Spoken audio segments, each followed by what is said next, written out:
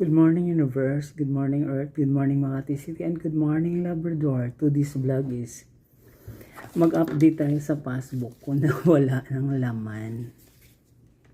Ayan o, nagsimula ako mag-ipon 2018 of April. Kaya umabot yung pera ko ng ganon-ganon. Tapos, panay withdraw. Ayun, pinautang ko.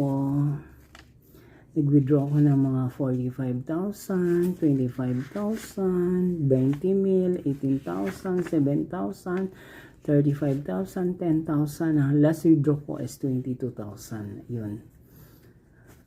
Magsasara ni account ko, kaya pupunta ko sa bank for updating. Ito yung ipon challenge envelope ko. Walang laman